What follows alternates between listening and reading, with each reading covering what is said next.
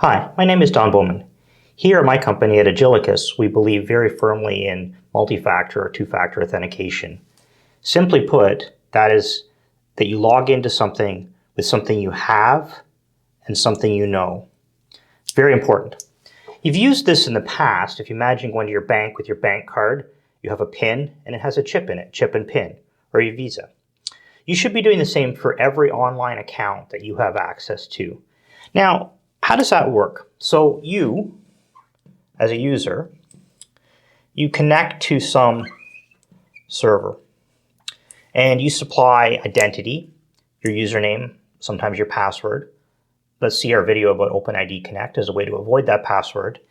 And then it challenges you out of band to prove that you have that thing, that's something that you have. Now the standards, a lot of people think about this in terms of SMS or text. You know, it texts your phone number. Now this is better than having no two-factor authentication. However, this should be your last choice. If you can avoid using SMS, you should, because it's prone to things like porting fraud, where somebody calls up the phone company, pretends to be you, gets your phone number moved over. It's also prone to attacks on the SS7 infrastructure that runs SMS. Another standard that we commonly use is called TOTP. And this is basically a time-based one-time password. And you may see this a couple of different ways. You can see an app on your phone, Authy, Google Authenticator, things of that nature. And it gives you a number that changes every so many seconds. And the second one that you might see is you might see a little fob, secure ID fob. It sits on your keychain. It's got a number that changes all the time. So what happens is you supply your username and password, it challenges you, and then you prove that you have that information, which could only come from that device. Now, some people will tell you, oh, we have these security questions, your mother's maiden name, the name of your favorite pet when you were a child. These are still just something you know. They're not something you have. This should never be confused as a type of two-factor authentication. Two-factor authentication is much, much harder to break. What happens is you've got your password that you foolishly used on two sites, or maybe the site you used got breached, but they don't have that fob, so they can't log in as you.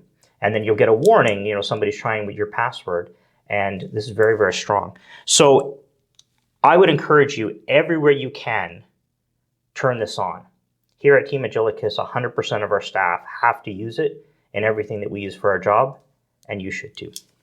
You may consider using your two-factor authentication in conjunction with OpenID Connect.